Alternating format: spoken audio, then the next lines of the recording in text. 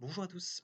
Aujourd'hui, nous allons voir ensemble l'éthique et la déontologie dans nos professions du médico-social. Ce cours s'adresse à la base aux AES, mais vous allez très rapidement voir qu'il peut être utilisé par tous les métiers du médico-social.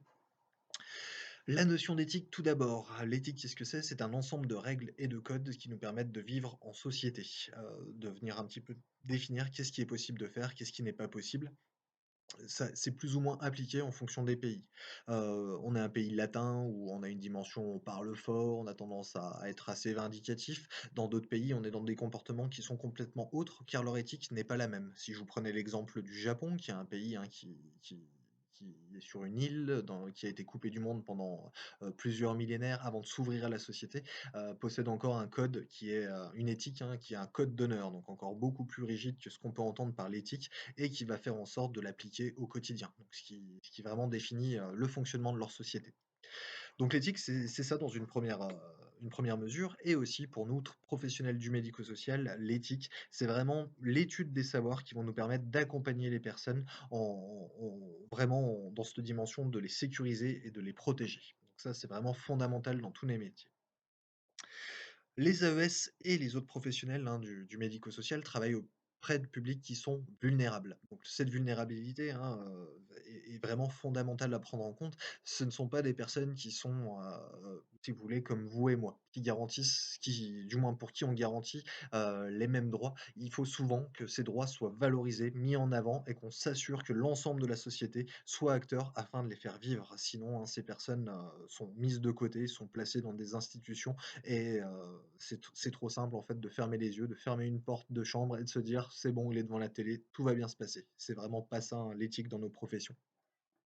Donc cette dimension d'éthique, elle va s'articuler de différentes manières, pour les professionnels du médico-social, mais la vraie base, la première, c'est déjà, l'empathie. Donc l'empathie, c'est la faculté, qu'on possède tous à pouvoir se mettre à la place de quelqu'un afin de ressentir son ressenti.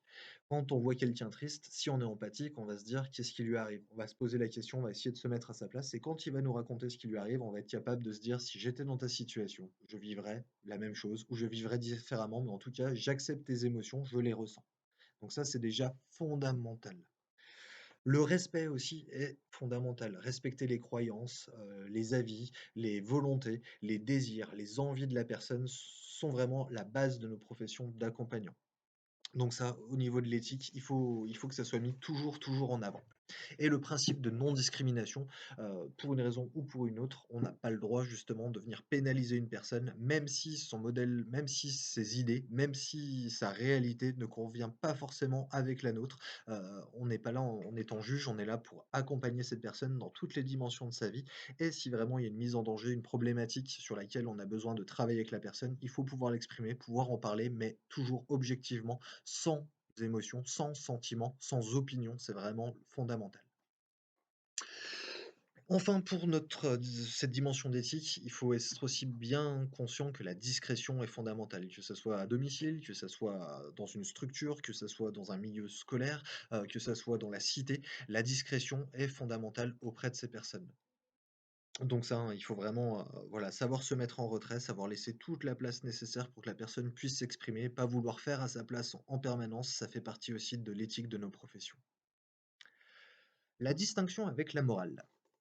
La morale, qu'est-ce que c'est? La morale, ce sont les règles de conduite, justement, qui viennent définir au sein d'une société ce qui est bien et ce qui est mal. Donc ces notions, sont toutes relatives. C'est un peu comme si je vous disais, qu'est-ce qui est beau, qu'est-ce qui est moche, où est le curseur? Donc ça, c'est vraiment indépendant de chacun d'entre nous et au-delà de ça, ça fait aussi, c'est individuel, ça fait aussi partie de la famille, ça fait aussi partie du groupe socioculturel dans lequel on évolue.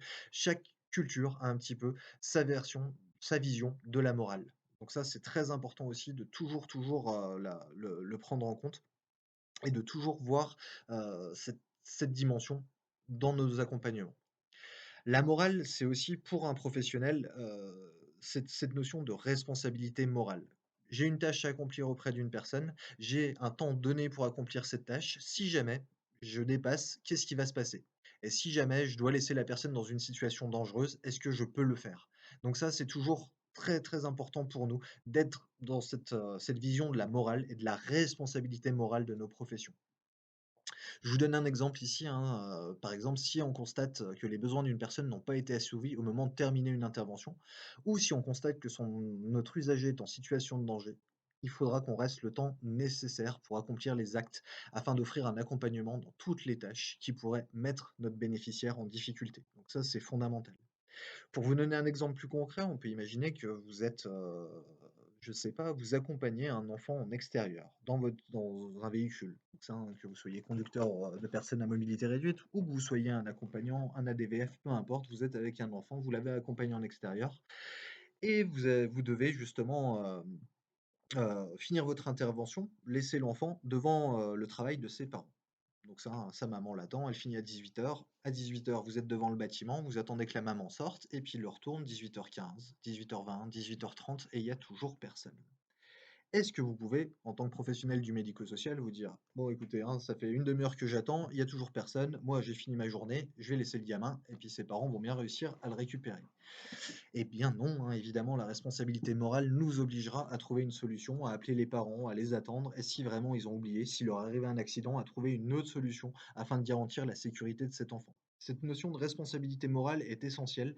Il faut bien être conscient que vous ne pouvez pas abandonner les personnes les plus vulnérables, les plus fragiles, et encore plus les enfants et les personnes âgées, hein, dans des situations qui les mettraient directement en danger. Si jamais vous êtes confronté à cette situation, il faudra forcément appeler vos responsables hiérarchiques dans un premier temps, vos collègues, le cas échéant, ou alors directement prévenir d'autres services si la mise en danger est avérée. Donc ça, c'est vraiment très très important de toujours bien garder en tête cette notion de morale et notamment de responsabilité morale. La distinction avec la notion de droit.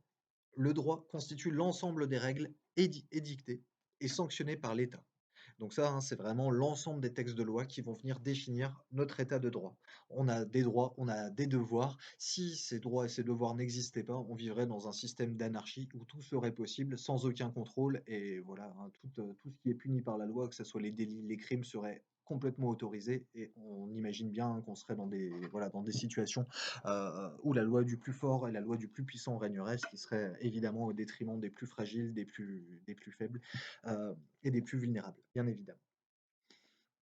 La déontologie. Alors, la déontologie, maintenant, qu'est-ce que c'est? La déontologie, c'est l'ensemble de devoirs qu'on va trouver au sein d'une profession ou d'un ensemble de professions.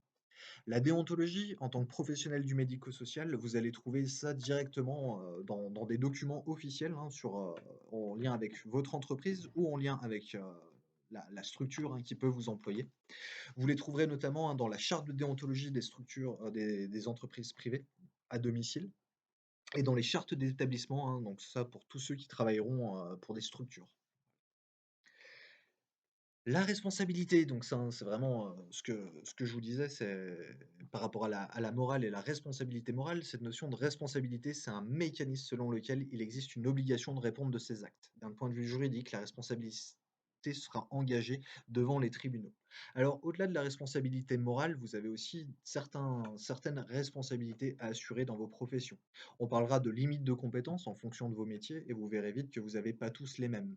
En fonction de la limite de compétences que vous avez, vous ne pouvez pas outrepasser cette limite sans engager votre responsabilité. Pour vous donner un exemple, on peut imaginer que vous travaillez dans une équipe pluridisciplinaire où intervient un infirmier. L'infirmier, ce matin, il est malade et il ne va pas pouvoir venir chez la personne pour pouvoir lui préparer ses médicaments et lui donner. Alors ça, hein, quels que soient vos métiers, la situation peut vous arriver. L'infirmier va donc vous appeler directement et va vous dire: «Ah écoute, aujourd'hui je suis malade, je vais pas pouvoir venir. Est-ce que tu peux, s'il te plaît, préparer les médicaments de madame untel et puis lui donner?»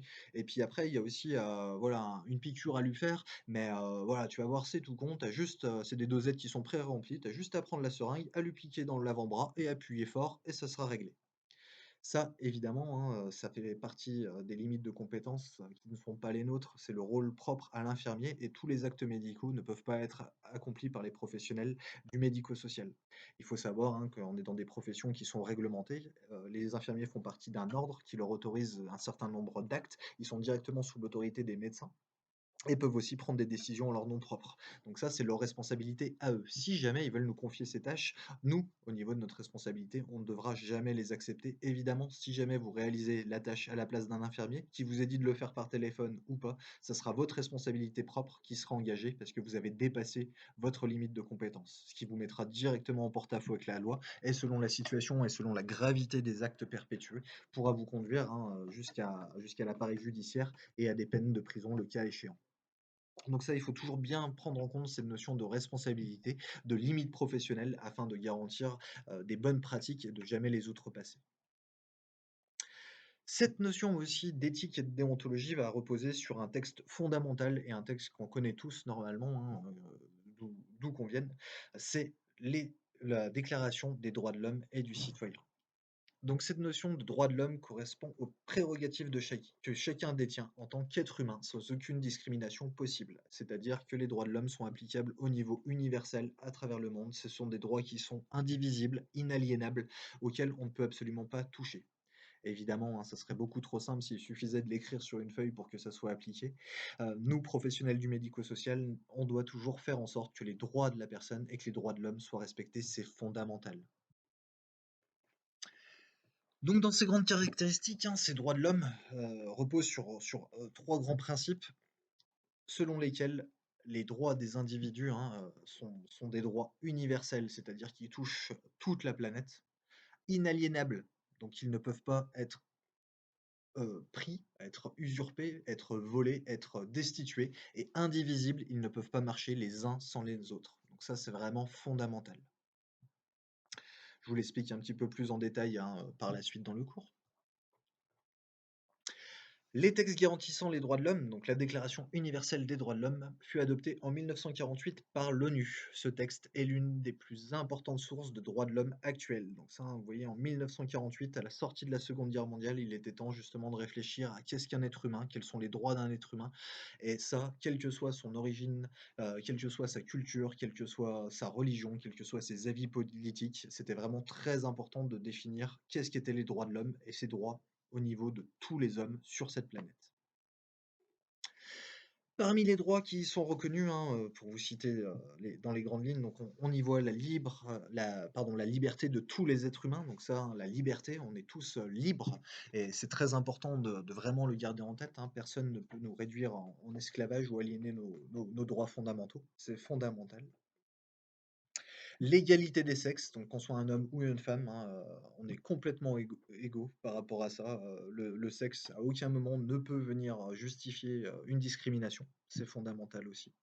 L'interdiction de l'esclavage, donc ça bien sûr, hein, toute personne, hein, tout citoyen, tout être humain vivant sur cette planète ne doit pas vivre l'esclavage, donc ça, abuser d'une personne, le réduire en esclavage, l'utiliser pour des fins, quelles qu'elles soient, est quelque chose d'inadmissible. Le droit à une justice efficace, donc ça, une justice qui soit efficace, hein, et qui soit, ben, la plus neutre et la plus objective possible. Donc ça, c'est vraiment, un des grands fonctionnements. Il faut savoir, hein, que la, heu, le tribunal, alors attendez, je perds mes mots, ça va être difficile de continuer sur la vidéo si j'arrive plus à mobiliser mes connaissances. La Cour internationale des droits de l'homme, CIDHP, je crois qu'elle s'appelle, du coup, a la capacité de juger des citoyens, des responsables politiques, des individus au niveau mondial. Donc vraiment, hein, vous avez pu commettre un acte de barbarie au fin fond d'un pays isolé où personne vous a vu faire. Si jamais il y a eu des victimes qui ont pu porter plainte, vous pourrez être jugé, même si le tribunal ne se trouve pas dans le pays où a été commis ces atrocités. Donc ça, évidemment, c'est fondamental. Notamment après, hein, des crimes de guerre, des crimes contre l'humanité, heu, il y en a bien assez, hein, dans les journaux pour illustrer mon propos. Le droit à l'éducation, donc ça en fait partie vraiment des droits de l'homme, donc chaque être humain a le droit de bénéficier d'une éducation, d'accord? Au-delà de la scolarité, hein, il a le droit qu'on lui apprenne, voilà, comment fonctionne ce monde, comment, se développer dans ce monde, et ces notions des droits de l'homme, bien évidemment. Et celui qui nous intéresse par-dessus tout, hein, c'est le droit à la santé et au bien-être. Donc ça, c'est un droit fondamental, le droit d'être en bonne santé, de bénéficier de soins de qualité et d'être, voilà, de pas être dans des situations où on est en danger, où on risque risque sa vie à chaque instant, on a le droit à la sécurité et au bien-être, c'est fondamental. Alors, on est le pays des droits de l'homme, donc ça, hein, c'est important de bien s'en souvenir. Pourquoi on est appelé le pays des droits de l'homme? C'est simplement parce que la 1re déclaration des droits de l'homme et du citoyen est née suite à la Révolution française, hein. Et a été adopté en 1789. Donc on se rend compte, hein, que ça c'était maintenant, il y a plus de 2 siècles, et que c'était vraiment, fondamental à l'époque où on était encore un pays monarchique, hein, où le roi avait pleine autorité, plein pouvoir sur le peuple et sur les citoyens français, de venir changer tout ça et de rendre la liberté à l'être humain plutôt qu'à des personnes dépositaires, hein, d'une autorité, venue d'ailleurs.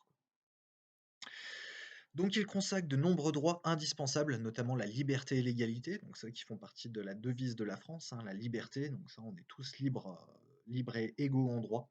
Donc on a des droits, on a des devoirs, mais tant qu'on respecte le droit et on fait vivre nos devoirs, on est des citoyens français à part entière et du coup, la justice ne sera pas là pour nous embêter, bien évidemment.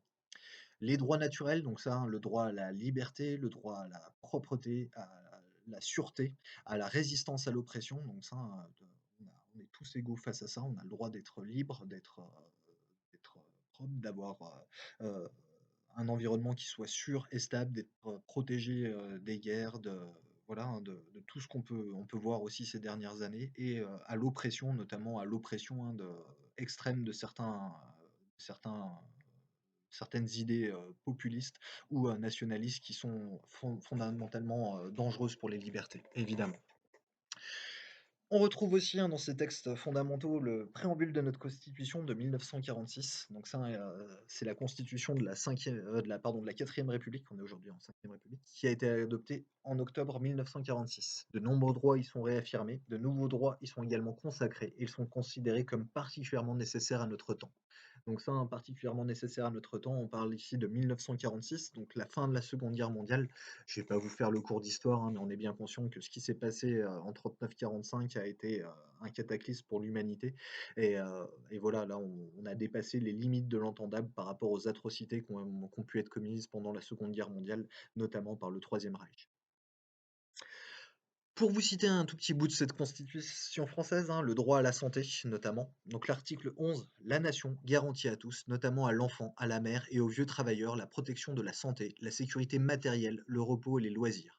Tout être humain qui, en raison de son âge, de son état physique ou mental, de la situation économique, se trouverait dans l'incapacité de travailler, a le droit d'obtenir de la collectivité des moyens convenables d'existence. Donc vous voyez, hein, que ce texte était fondamental. euh, Par rapport à la transformation de notre société et à la réalité qu'on vit aujourd'hui. Alors forcément, hein, il a fallu, des années et des années de travail pour atteindre, cette vraie volonté, hein. Je pourrais vous parler de l'après-guerre, de la création notamment des compagnons d'Emmaüs par l'abbé Pierre pour répondre à des déficiences de l'État qui était incapable de faire vivre, cette constitution, même si elle reposait sur des super bonnes idées, hein. La reconstruction du pays après la Seconde Guerre mondiale a été telle que l'application de ces textes de loi, les faire vivre, a été beaucoup plus compliqué dans la réalité. Donc les associations, et voilà, hein, des personnes, de courage sont venues se positionner là où étaient les dysfonctionnements de l'État afin de répondre à l'urgence sociale et à l'urgence sanitaire, et vraiment, hein, qui était vécue par la population à cette époque. Une nouvelle constitution, celle qui a vraiment fondé la 5e République, a vu le jour en octobre 1958. Donc on va retrouver énormément de choses qui étaient déjà contenues par l'ancienne constitution, par les droits de l'homme, par la déclaration des droits de l'homme et du citoyen, mais on est venu vraiment à, voilà, renforcer ça par des nouvelles lois, et vraiment venir, créer ce qu'on appelle le bloc constitutionnel. C'est-à-dire qu'à chaque fois qu'une loi est votée en France aujourd'hui, elle est ramenée à la Constitution. Est-ce que c'est constitutionnel ou pas? Si c'est pas constitutionnel, c'est une loi qui peut pas être adoptée dans l'État. Donc ça, hein, vous avez vraiment, voilà, le Conseil constitutionnel qui veille à garantir que les lois ne viennent pas bafouer les acquis sociaux et les droits fondamentaux des citoyens français. Donc ça, c'est vraiment, vraiment très important, hein, pour défendre le droit en France. La Charte des droits et libertés de la personne âgée en situation de handicap. Donc au-delà d'un de ces textes vraiment globaux voilà, sur les citoyens français, on avait vu un petit peu plus tôt, notamment dans le cours qui présentait les bases des politiques, la déclaration des droits de l'enfance. Du coup, hein, je vous avais laissé la lire et puis regarder un petit peu en détail ces articles, histoire que vous puissiez, vous-même vous en imprégner, qui sont fondamentaux pour l'enfant. Il faut savoir aussi qu'il y a une charte des droits et des libertés pour la personne âgée. Donc ça, hein, c'est vraiment, fondamental. Elle a été créée en 1987, puis redéfinie en 2007 afin vraiment de garantir l'accompagnement, des personnes âgées et surtout, hein, des droits des personnes qui seraient atteintes, de déficience, de pathologie ou de dépendance. Donc dans cette charte, on trouve la vie quotidienne de la personne, la liberté d'exercer ses choix, de communiquer, de se déplacer ou de choisir le lieu de vie en lien avec ses besoins. Donc ça, hein, malheureusement, avant 2007, c'était pas toujours forcément respecté. Voilà, on pensait choisir pour la personne ce qui était mieux, mais on s'occupait pas trop de la réalité de la personne, de vraiment ce qu'elle voulait. Aujourd'hui, hein, ça a complètement changé. On essaiera au maximum de respecter ses choix en fonction de sa situation. Donc ça, c'est vraiment fondamental. Les activités de la personne, hein, donc ça vraiment la liberté de participer aux activités associatives et politiques ou la liberté de participer aux activités religieuses et philosophiques. Donc ça, hein, chaque personne, vraiment est libre de le faire. Nos personnes âgées, à nous de les accompagner pour vraiment garantir que ces droits soient bien valorisés et voilà, hein, le la liberté d'y participer ou pas d'ailleurs, hein. Il y a personne ne peut leur imposer des voilà, des activités, leur faire des exercices parce qu'on trouve que c'est bon pour eux, ou alors les faire rentrer dans des dogmes religieux ou les obliger à avoir une pratique philosophique alors c'est pas du tout celle dans laquelle ils sont. Donc à nous, hein, de garantir bien ça, de s'interdire toute forme de prosélytisme à tous ces niveaux-là et de veiller à ce que ses désirs, ses envies soient bien garantis. L'entourage de la personne, donc ça, les relations familiales doivent être maintenues et les réseaux amicaux doivent être préservés. Donc ça, c'est vraiment encore une fois, hein, aux professionnels de garantir par leur accompagnement, que ces droits fondamentaux soient bien appliqués pour les personnes. Néanmoins, hein, il y a aucune obligation à avoir des relations familiales ou à avoir des relations amicales pendant sa vie et si la personne, était en mésaccord complet avec sa famille pendant toute sa vie, c'est pas à nous de la forcer d'avoir des relations avec ses enfants, avec ses proches. Évidemment, ça appartient à chacun. Nous, ce qu'on fera, c'est essayer de stimuler, de maintenir ces relations quand elles existent, d'organiser des temps dédiés si jamais la personne est demandeuse de ça et pour ces relations amicales, ça sera exactement la même chose. Enfin, la protection des personnes, donc ça, hein, le droit à l'assistance et à l'accompagnement en fin de vie, ou le droit à la protection de ses biens et de sa personne en cas de vulnérabilité. Donc ça, hein, c'est vraiment très très important. Euh, les personnes âgées, notamment celles qui seraient en situation de handicap, hein, peuvent, de par leur pathologie, de par les troubles et les atteintes dont ils sont victimes, heu, être plus vulnérables et être manipulés par des personnes, hein, qui voudraient, qui auraient des mauvaises intentions. Donc ça forcément, hein, le droit à l'assistance et à l'accompagnement est fondamental, que ce soit pour pour la fin de vie, pardon, ou pour garantir, hein, vraiment la protection des personnes vulnérables. Ça, c'est fondamental. Enfin, la loi du 28 décembre 2015, donc qui elle, hein, vient énoncer et renforcer le droit des usagers, notamment des usagers, hein, des structures du médico-social. Donc on va trouver, hein, des droits qui sont fondamentaux. Le respect de la dignité, le respect de l'intégrité, le respect de la vie privée, le respect de l'intimité, le droit à la sécurité et à la liberté d'aller et venir. Donc ça, hein, c'est vraiment, fondamental, ça fait partie, du code de l'action sociale et des familles, qui est un des textes fondateurs vraiment des actions du médico-social en France, qui va régir l'ensemble de nos professions. Heu, c'est un texte qui est très important, je ne vous présenterai pas parce qu'il ne fait pas partie de vos programmes, mais néanmoins je vous inviterai à prendre connaissance voilà, de ces textes pour le coup. Ce code est vraiment, une bible des professionnels du médico-social qui est très, très importante de connaître, en tout cas. Encore une fois, hein, si vous avez des questions par rapport à l'éthique et à la déontologie, si je peux venir renforcer vos compétences, n'hésitez pas à me poser vos questions, soit via forum, soit en me contactant directement par email, j'y répondrai avec grand plaisir. Au revoir.